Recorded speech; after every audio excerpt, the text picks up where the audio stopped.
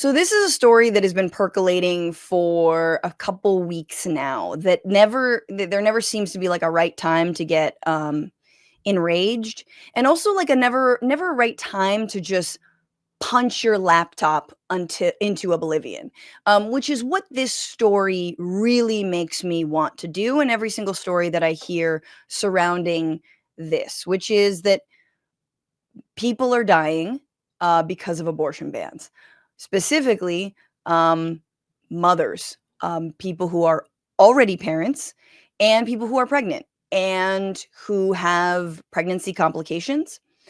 And they are being systematically denied care in states like Georgia and Texas. Now, the reason we know that this has been happening, that 2 women in Georgia that we know of died, that now 3 women in Texas, including a 35-year-old woman who was already a mother, whose son allegedly now thinks that he sees her son who was a toddler, now thinks that he sees her in crowds because women have similar haircuts to his mom, and he doesn't know that his mom's actually dead. Because she went into she had an emergency. She had basically went into labor at 11 weeks, which is effectively just a miscarriage. She had a miscarriage at 11 weeks in a Texas hospital and was denied care. And instead of addressing this, instead of trying to help people and saying under no circumstances should anyone be denying a miscarrying woman care, under strict abortion bans, they're being not only allowed to die, but the medical boards that are reporting on them are being dissolved. Let me say that again. The medical boards tasked with overseeing maternal mortality in these states, in every state, right? Again, the United States of America, especially if you're a woman of color here, not a good track record to be a pregnant person, not a good track record to have a healthy birth and, also be able to survive childbirth, which is just something that, in the richest country in the world, you'd think we'd be able to do.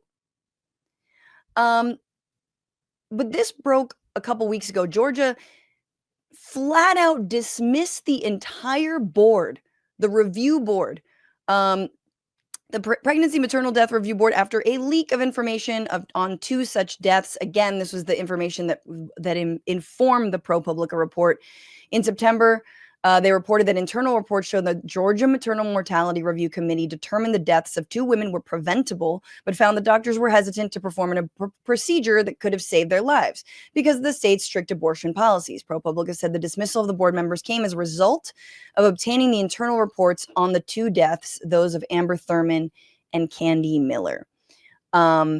And then over in Texas, again, Texas and Georgia, before the abortion bans, were already some of the most dangerous states to be pregnant in. The maternal mortality rate was already high. But Texas is following suit, and they're just not going to report on maternal deaths. So in the first 2 years after the abortion ban, the number of women who died while pregnant during labor or in the year after giving birth surged in Texas in 2020 and 2021, the most recent years when maternal mortality data is available in state reports, rising from 17 maternal deaths per 100,000 live births in 2019 to 38 deaths per 100,000 live births in 2021. Now, specifically, this article is about the fact that they're going to forego even collecting that data in 2022 and 2023. So that's the Washington Post reporting that they are like, oh, looks like our numbers are going up. Probably has something to do with, number one, just the overall lack of healthcare, the fact that people, also don't treat mothers with the kind of attention that they deserve, especially when they're Black and brown. We already had strict abortion bans, but now that it's gone even further, we're just not going to report anymore. 38 out of 100,000, those are not good odds. Why don't we just stop reporting on it? We don't even have to fire anybody. Everyone gets to keep their job, but the Maternal Mortality Board will no longer report on maternal mortality. So this is like honestly, like the quiet, it's the quiet and slow death of parents and mothers in this country that is rolling on, the reporting of which we have gotten glimmers of only because people have been leaking or telling, news outlets about it. But that's all going to change, especially if we're just simply not reporting on it. I mean, this is the premise of let's not change violent police behavior when it comes to dealing with unarmed Black people, right? Or anyone who's unarmed or anybody at all, which is we're just not going to report on police killing. We don't do that. We don't track that as a country. And we also we're trying to not track firearm death, right? Like that's another thing we don't want to track in this country because we don't want to know. Because the gun lobby, because the police lobby, and investing in policing is far more important to our authoritarian approach to a society that we don't want anyone to do it. So also mothers, you're going to have to die because of this. And look, there have been also white women there was a 18-year-old girl in Texas who died, but predominantly these are women of color, right? And we knew that this was going to happen. I just didn't expect to see it to the degree that it's affecting like miscarrying women, right? That women who are straight up miscarrying are bleeding to death. So anyway, I mean, we can all be surprised, but we're going to need a lot more, we're going to need a far more militant, radical, and sort of intersectional feminist movement if we are to protect our lives. We're going to need that movement to be collapsed into the movement for healthcare, and it cannot look like the nonprofit industry that honestly has not been successful in protecting people's lives. So, yeah, that's all I have to say about that. Thank you so much for being on that note. Let's just bring in my comedic guest. I love to set them up just so well. It's like they need to follow something really sad. He's a New York City based touring comedian whose special Hyperbolic is out on December 10th in just 1 week on YouTube. You've heard of that place. Please welcome Matthew Broussard. Oh, hello. Thank you so much. Thank you. Maternal death.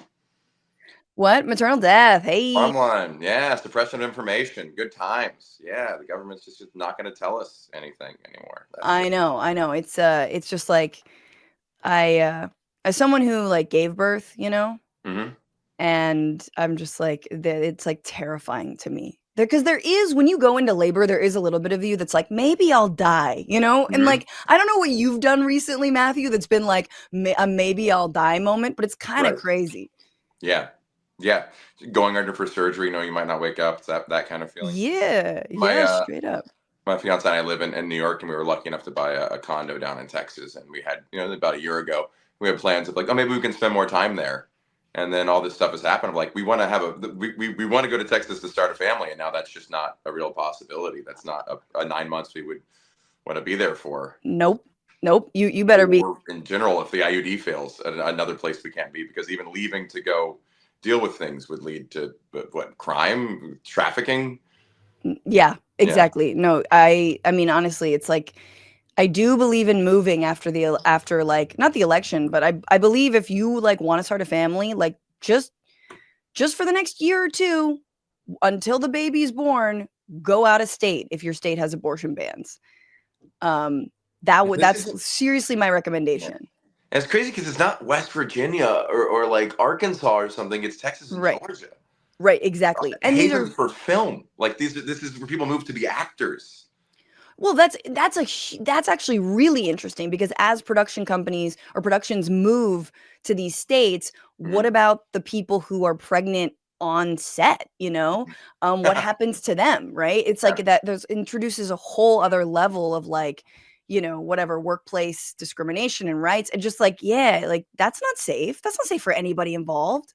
Doesn't want to bring people. There was a I wish I could find it for you, but maybe around 2020 or so, there was an NPR article about, it was when Amazon was thinking about moving to Atlanta, Georgia, and a Republican state senator or congressman was saying how we don't like the values of those people, and that's why we're trying to right now enact legislation like banning gay marriage or banning abortion to scare away those jobs, because they would provide money and jobs for our state, they would also change the electorate such that we won't win the next election. Right. Saying it straight from his, I'm not really like changing his words here.